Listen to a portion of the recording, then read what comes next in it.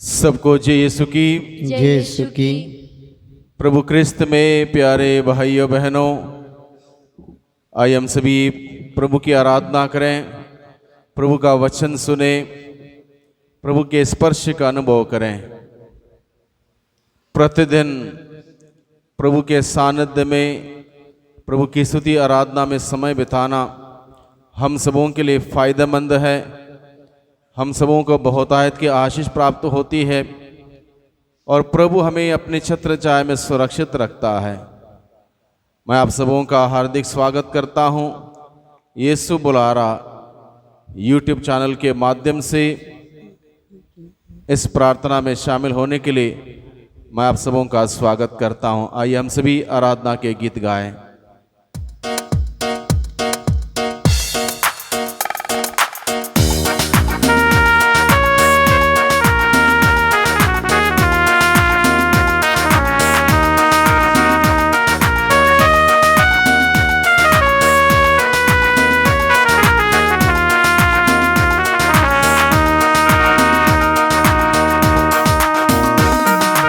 अर्चना पूजा आराधना परम प्रसाद में यीशु।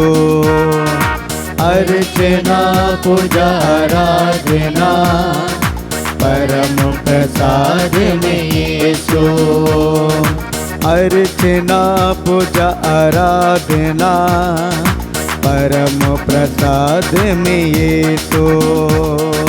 अर्चना पूजा आराधना परम प्रसाद में यीशु। आराधना तुझे आराधना, आराधना तुझे आराधना, आराधना तुझे आराधना, आराधना तुझे आराधना। अर्चना पूजा आराधना परम प्रसाद में यीशु। अर्चना पूजा आराधना परम प्रसाद में यीशु।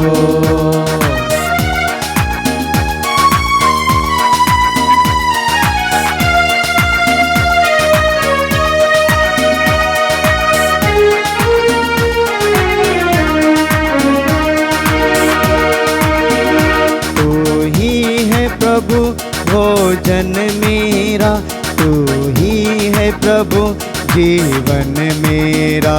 तू ही है प्रभु भोजन मेरा, तू ही है प्रभु जीवन मेरा। मेरे प्रभु ही मेरे मसीहा, आराधना तुझे आराधना। मेरे प्रभु ही मेरे मसीहा, आराधना तुझे आराधना। अर्चना पूजा आराधना परम प्रसाद में यीशु। अर्चना पूजा आराधना परम प्रसाद में यीशु।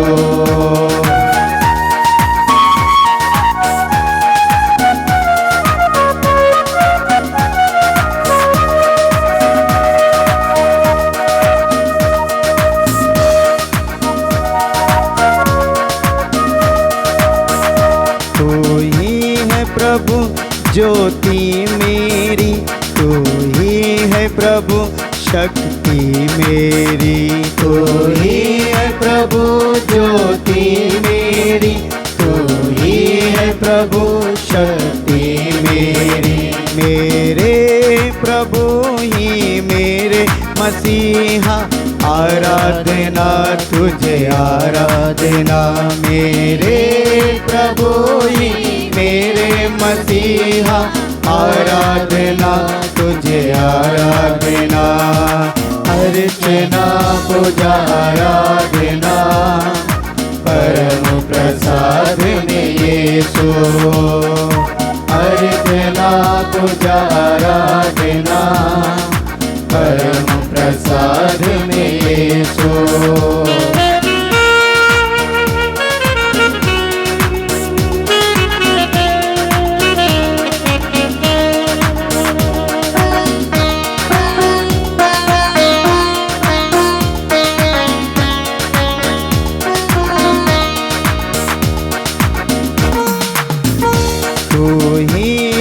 प्रभु आनंद मेरा, तू ही है प्रभु सहारा, तू ही है प्रभु आनंद मेरा, तू ही है प्रभु सहारा।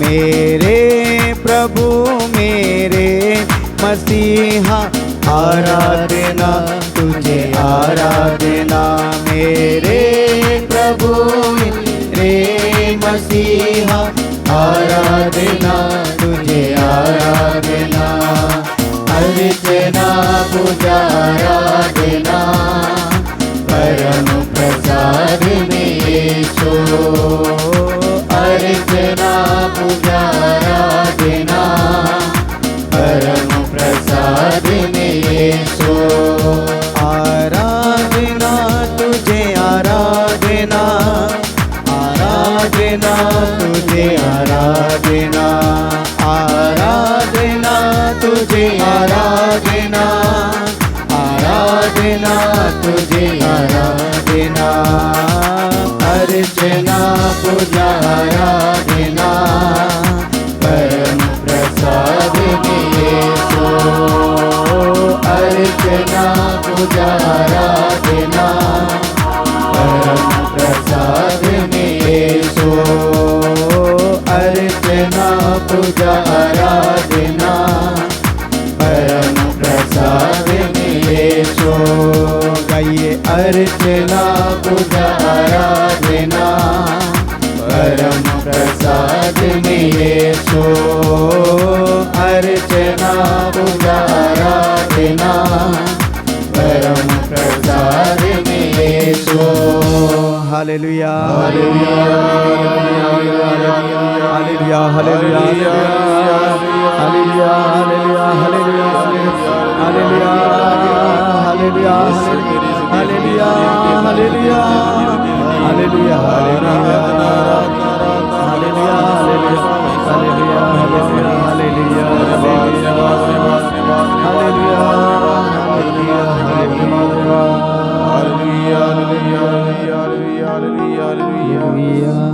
Hallelujah hallelujah hallelujah hallelujah hallelujah. Yeshu की स्तुति हो, यीशु की स्तुति हो, यीशु को धन्यवाद, यीशु को धन्यवाद, यीशु को धन्यवाद, यीशु को धन्यवाद, यीशु को धन्यवाद, यीशु को धन्यवाद। Hallelujah hallelujah hallelujah hallelujah hallelujah hallelujah hallelujah hallelujah hallelujah. Hallelujah. प्यारे भाइयों बहनों, आज के दिन में इस आराधना के इस समय हम लोग विशेष रूप से मध्यस्थ करें।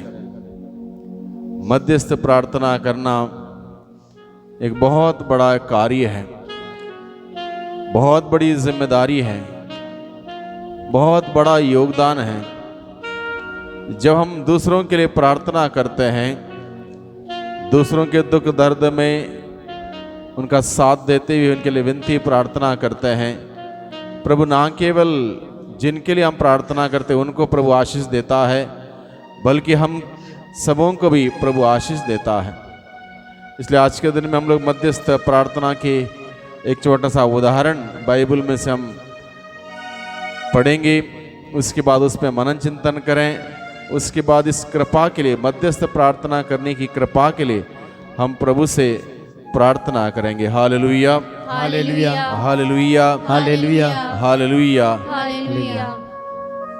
सुसमाचार का प्रसंग लिया गया है संत लूकस के द्वारा रचित सुसमाचार अध्याय 5 पद संख्या 17, 18, 19, 20। यहाँ पर लिखा है, ईसा किसी दिन शिक्षा दे रहे थे, फरीसी और शास्त्री पास ही बैठे हुए थे। वे गलीलिया तथा यहूदिया के हर एक गांव से और यरूशलेम से भी आए थे। प्रभु के सामर्थ्य से प्रेरित होकर ईसा लोगों को चंगा करते थे। उसी समय कुछ लोग खाट पर पड़े हुए एक अर्धांगी रोगी को ले आए। वे उसे अंदर ले जाकर ईसा के सामने रख देना चाहते थे। भीड़ के कारण अर्धांगी रोगी को भीतर ले जाने का कोई उपाय ना देखकर वे छत पर चढ़ गए और उन्होंने कपड़े हटाकर खाट के साथ अर्धांगी रोगी को लोगों के बीच में ईसा के सामने उतार दिया। उनका विश्वास देखकर ईसा ने कहा, भाई तुम्हारे पाप क्षमा हो गए हैं। Hallelujah, hallelujah, hallelujah, hallelujah, hallelujah. Hallelujah. भाइयों बहनों, बहुत सरल प्रसंग है, एक अर्धांगी रोगी के बारे में है। एक जगह पर एक अर्धांगी रोगी पड़ा हुआ था। अर्धांगी रोगी का परिभाषा इस उदाहरण के द्वारा यह दी गई है, वो खाट पर लेटा हुआ था, उठ नहीं सकता था, बैठ नहीं सकता था, बोल नहीं सकता था, रो नहीं सकता था, अपनी मदद के लिए याचना नहीं कर सकता था। हर प्रकार से देखा जाए वह एक लाश की भांति पड़ा हुआ था, एक मुर्दे के भांति पड़ा हुआ था। उसकी दशा यहां तक पहुंच चुकी थी और उसके लिए बताया गया वो अर्धांग रोगी। और ये रोगी जब पड़ा हुआ था, वहीं आसपास यीशु मसीह भी वहीं पर थे। शास्त्री फरीसी अलग अलग जगहों से, अलग अलग गांव से लोग वहां पर आए हुए थे। बीमार लोगों को यीशु के सामने वो प्रस्तुत करते थे या रख देते थे, और यीशु उन्हें शब्द मात्र से या फिर स्पर्श मात्र से चंगा करते थे। अब जब वहां पर बहुत सारी भीड़ थी, भीड़ क्या करती है, उस भीड़ में से 4 लोगों की दृष्टि इस खाट पर पड़े हुए अर्धांगी रोगी पर पड़ती है। वो 4 लोग इस अर्धांगी रोगी के रिश्तेदार नहीं थे, कहीं से भी उनका कोई रिश्ता नहीं था, ताल्लुकात नहीं था, संभवतः मुलाकात भी नहीं थी। हो सकता वहीं के वहीं उन्होंने देखा जब वो प्रभु यीशु से मिलने आए थे या यीशु का वचन या शिक्षा सुनने आए थे, उस वक्त संभवतः उन्होंने उन 4 लोगों ने इस व्यक्ति को देखा जो खाट पर पड़ा हुआ लाश की भांति। तब उन्होंने शायद ये सोचा होगा, चलो हम इसकी मदद करते हैं, चलो हम इसकी मदद करते हैं। मान लीजिए हम लोगों के घर परिवार में कोई व्यक्ति बीमार पड़ा हो, उठ नहीं सकता हो अपने आप में, या फिर चल नहीं सकता हो, हम लोग क्या करते हैं, जरा उसको सहारा देते हैं, हाथ देते हैं ताकि वो उठ जाए। एक हाथ के सहारे से वो उठ जाए, खड़ा हो जाए, चलें, हम इतना करते हैं। मान लो उस व्यक्ति की हालत बहुत ज्यादा खराब है, उस वक्त क्या करते हैं, एक के बदले हो सकता 2 लोग उसको सहारा देंगे, दोनों तरफ से उसके दोनों हाथों को पकड़ के उसको उठाएं या उसको चलाएं। ये हम लोगों ने देखा है। कभी कभार हो सकता है और बीमार व्यक्ति की हालत बहुत ही ज्यादा खराब है, तब हो सकता 2 के बदले 3 लोग भी उसको सहारा देते होंगे, उसको बिठाने में, उसको खड़ा करने में, उसको चलाने में सहायता करते होंगे 3 लोग भी। मुख्य रूप से अस्पतालों में हमने देखा है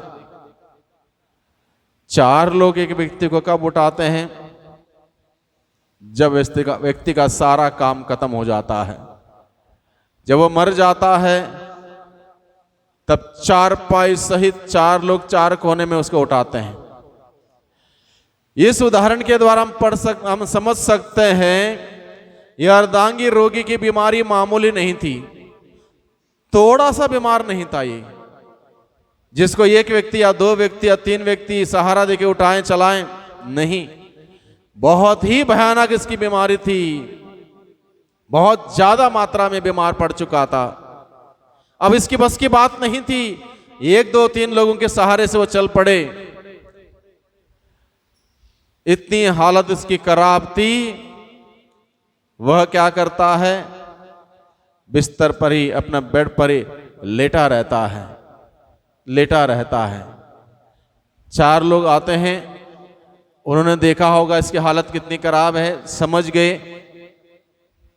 उन्होंने चारों ने क्या किया, चारपाई के चार कोने में कंधा दे दिया, उसको उठाया और वो यीशु के सामने उसको रखना चाहते थे, लेकिन वहां पर भीड़ इतनी थी ये संभव नहीं हो पाया। इसलिए वो क्या करते, वो चार लोग हिम्मत नहीं हारते हैं। हालांकि उनके सामने दिक्कतें हैं, उनके सामने परेशानियां हैं, वो कुछ भला कार्य करना चाहते हैं, लेकिन वहां पर सुविधा नहीं है। फिर भी उन्होंने क्या किया, उस अर्धांगी रोगी को खाट सहित उठाया,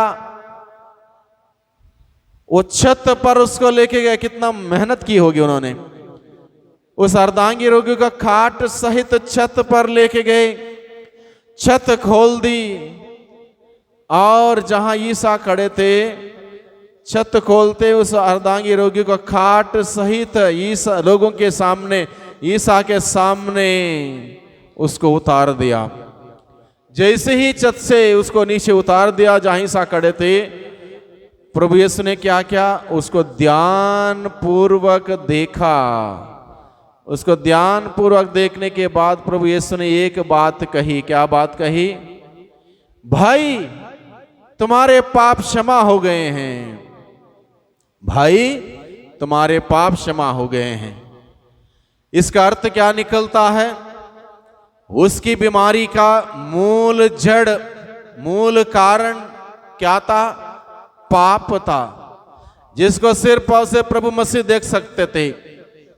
अगर उस हालत में उसको अस्पताल ले जाया जाता, उसको वहां पर ग्लूकोज चढ़ाया जाता, इंजेक्शन दिया जाता, टॉनिक दी जाती, दवाई दी जाती, उसकी सेवा की जाती, 10-15 दिन वहां पर अस्पताल में रखा जाता, 1-2 लाख का जब बिल होगा तब डॉक्टर आगे बताएगा बचेगा नहीं बचेगा। प्रभु के सामने रखते ही प्रभु ने उसको ध्यानपूर्वक देखा। प्रभु समझ गए यह व्यक्ति इस हद तक पहुंच चुका है, इसकी हालत इतनी खराब हो गई है। इस हालत होने के पीछे कारण प्रभु ने देख लिया। प्रभु समझ गए, प्रभु का मालूम था इसका मूल जड़ है पाप। पाप करते करते करते करते करते पाप का असर आत्मा पर हुआ, आत्मा से मन पर हुआ, मन से शरीर पर हुआ, और शरीर पर इतना उसका पाप का असर फैल गया, वो उठना बैठना सब उसका बंद हो गया। इसलिए प्रभु ने कहा भाई तुम्हारे पाप क्षमा हो गए। प्रभु ने सबसे पहले कहा भाई। भाई यानी कि प्रभु यीशु का भाई नहीं था, वो रिश्ता जोड़ने का एक शब्द। भाई भाई एक रिश्ता, या बेटा एक रिश्ता। पाप में रिश्ता कट जाता है, पाप में हमारा रिश्ता एक दूसरे के साथ कट जाता है, पाप में हमारा रिश्ता ईश्वर के साथ कट जाता है। उस रिश्ते को जोड़ने के उद्देश्य से प्रभु यीशु ने कहा भाई। भाई कहते हुए रिश्ता जोड़ा और उसके बाद कहा तुम्हारे पाप क्षमा हो गए। भाई तुम्हारे पाप क्षमा हो गए। जैसे ही प्रभु ने कहा भाई तुम्हारे पाप क्षमा हो गए हैं, वह व्यक्ति उठ खड़ा हुआ। उसने अपनी चारपाई जो 4 लोग उठा के लाए थे अकेले ने उठाई। वह व्यक्ति अपने घर चला गया और वह व्यक्ति ईश्वर को धन्यवाद देता रहा, स्तुति करता रहा। 4 कार्य उसने वहीं के वहीं किए। जैसे ही उसका बीमारी का मूल जड़ बंधन पाप मिट गया, कट गया, पाप का असर मिट गया और कट गया, तो प्रभु ने कहा तुम्हारे पाप क्षमा हो गए। उसी क्षण वो उठने लायक हुआ, बैठने लायक हुआ, चलने लायक हुआ, उसने 4 काम करने लायक हुआ, चारपाई उठाई, ईश्वर की स्तुति करने लायक हुआ, अपने घर चला गया। देखिए 4 लोगों का एक मेहनत काम आती है, रंग आती है। 4 लोगों की मेहनत। उस व्यक्ति से उन 4 लोगों का कोई लेना देना नहीं था, उनका रिश्तेदार संबंधी नहीं था, फिर भी उन्होंने ईश्वर की आत्मा से प्रेरणा होकर इस व्यक्ति की मदद की। और यह व्यक्ति जो लाश हो चुका था फिर जीवित हुआ, जिंदा हुआ, चलने फिरने लग गया, प्रार्थना करने लग गया, ईश्वर की स्तुति करने लग गया। पाप इस प्रकार से इंसान को धीरे धीरे धीरे उसका जीवन खत्म कर देता है। यहां तक उठना बैठना तक मुश्किल होगा उसका, लेकिन जब पाप का बंधन कट जाएगा उसके अंदर जीवन आ जाएगा। जीवित परमेश्वर से जीवन का संचालन होगा, जीवन का संचार होगा और वो स्तुति करने लगेगा, ईश्वर की महिमा करने लगेगा, आराधना करने लगेगा, धन्यवाद देने लगेगा, चलने फिरने लगेगा, कामकाज करने लगेगा, जीवित जीने लगेगा, जीवन जीने लगेगा। Hallelujah, hallelujah, hallelujah, hallelujah, hallelujah, hallelujah. Hallelujah. Yeshu की स्तुति हो, यीशु की स्तुति हो, यीशु को धन्यवाद, यीशु को धन्यवाद, यीशु को धन्यवाद। यीशु को धन्यवाद। मान लीजिए अगर उन 4 लोगों ने ये मेहनत नहीं की होती, क्या वो अर्धांगी रोगी ठीक होता? नहीं होता। उन 4 लोगों की मेहनत के वजह से, त्याग तपस्या के वजह से, उनके प्यार भरे उस भले कार्य के वजह से इस एक व्यक्ति को आशीष मिली। जब हम सभी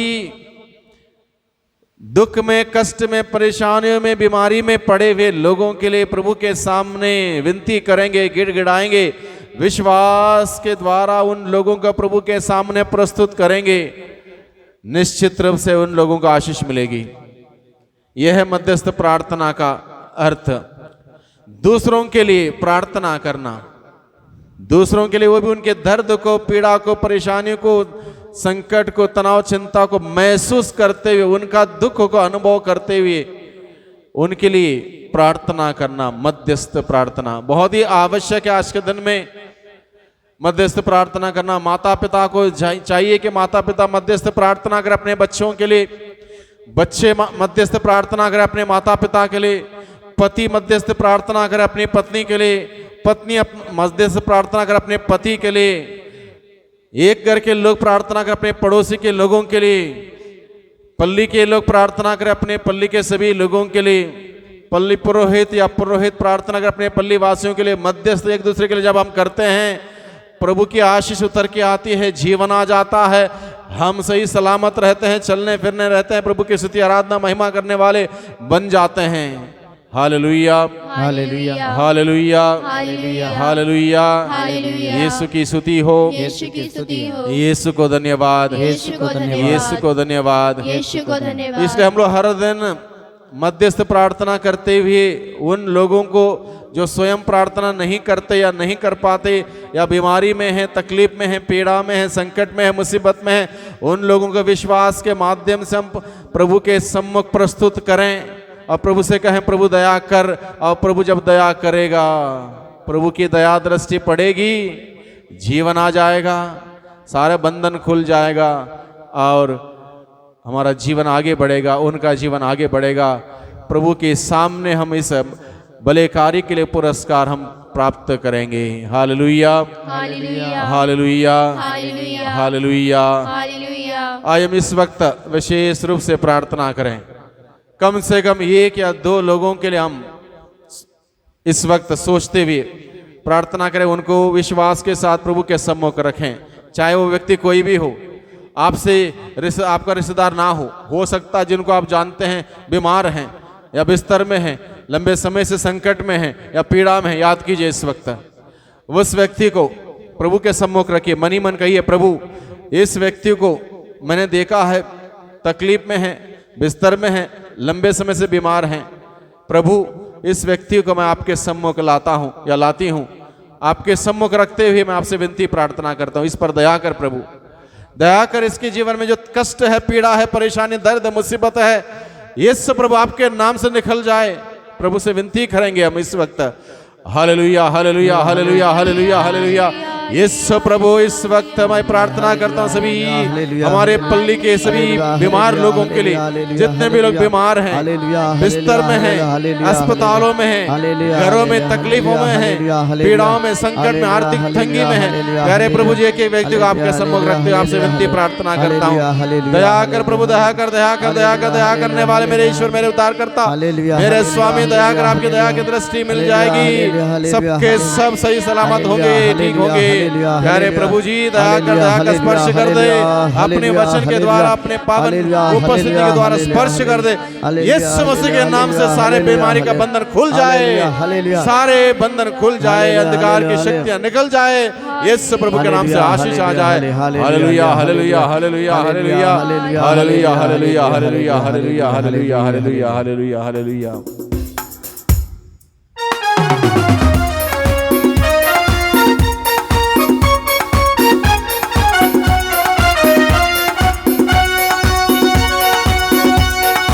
यीशु ने हमें छुड़ाया है पापों के जाल से। यीशु ने हमें छुड़ाया है पापों के जाल से। यीशु ने हमें बचाया है शैतान की चाल से।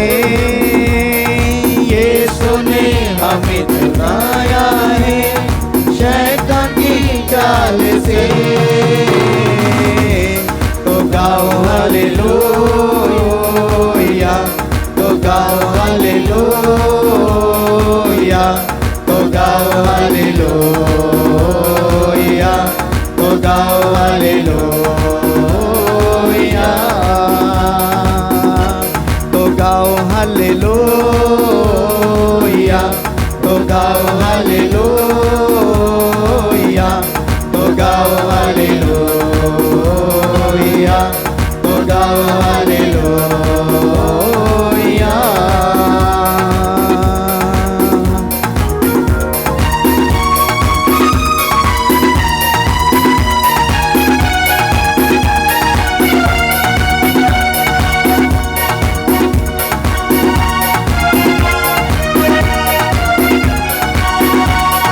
हमने शांति पाई है यीशु के नाम से।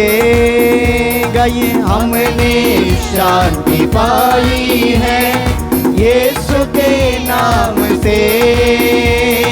हमने पाई है क्षमा मुक्ति श्रापों से। हमने पाई है क्षमा मुक्ति श्रापों से। तो गाओ हालेलुया, तो गाओ हालेलुया, तो गाओ हालेलुया, तो गाओ हालेलुया।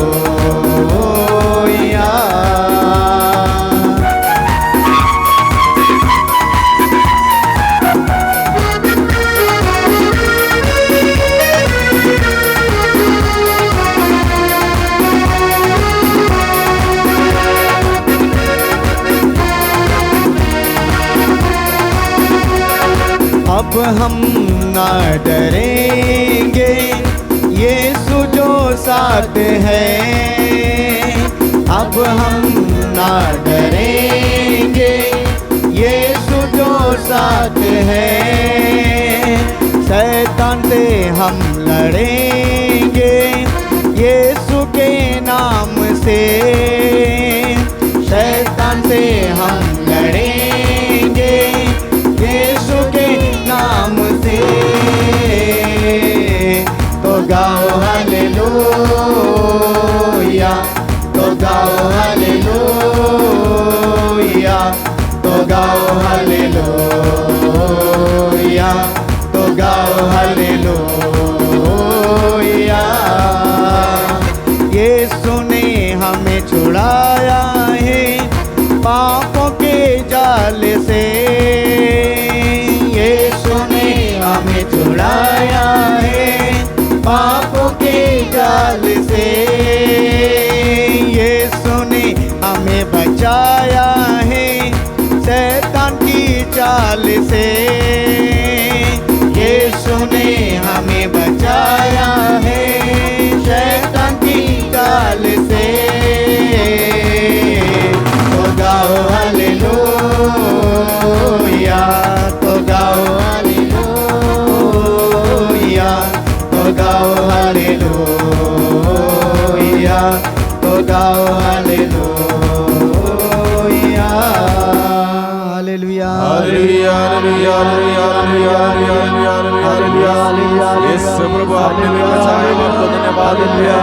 आपने हमें छुड़ाया, आपको धन्यवाद। शैतान के बंधुओं से, शैतान के जाल से हमें बचाया, हम आपको धन्यवाद देते हैं।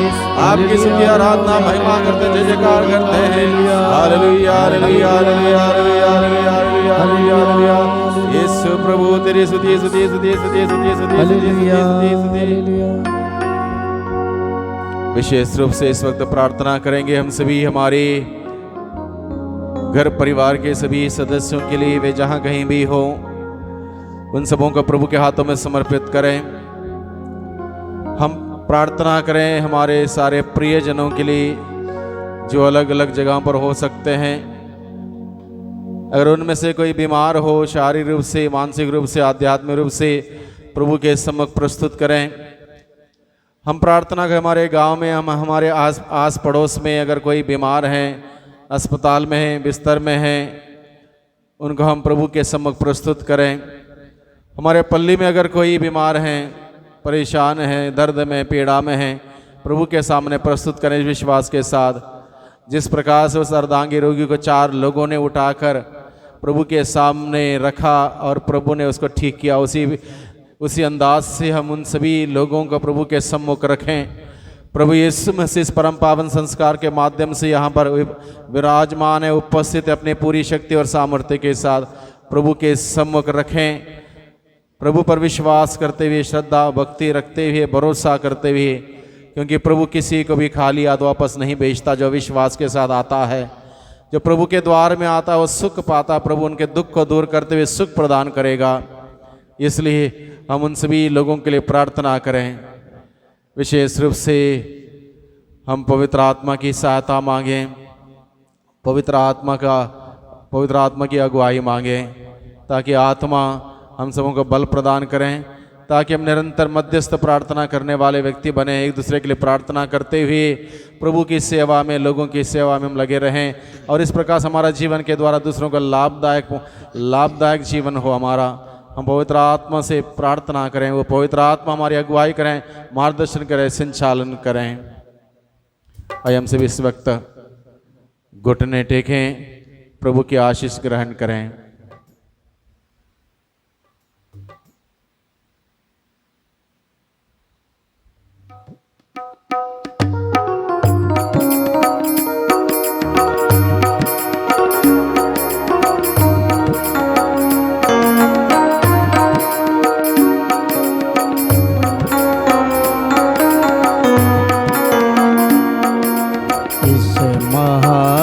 संस्कार को दंडवत बारंबार हो।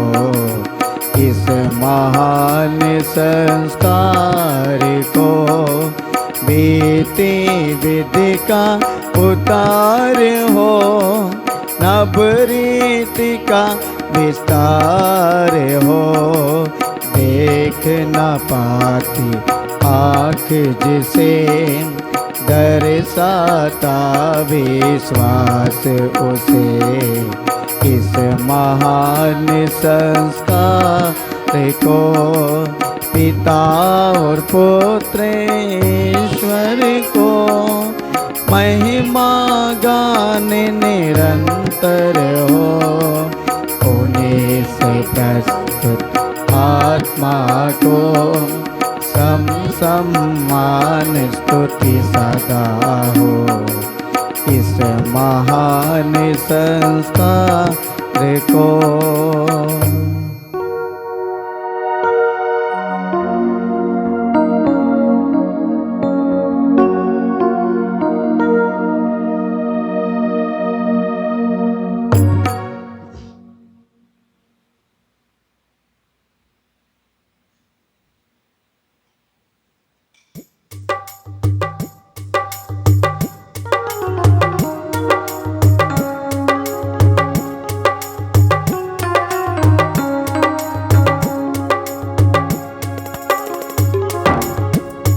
तुझे धन्यवाद, तुझे धन्यवाद, तुझे धन्यवाद प्रभु जी। तुझे धन्यवाद, तुझे धन्यवाद, तुझे धन्यवाद प्रभु जी। तेरी महिमा हो, तेरी महिमा हो, तेरी महिमा हो प्रभु जी। तेरी महिमा हो, तेरी महिमा हो, तेरी महिमा राधे।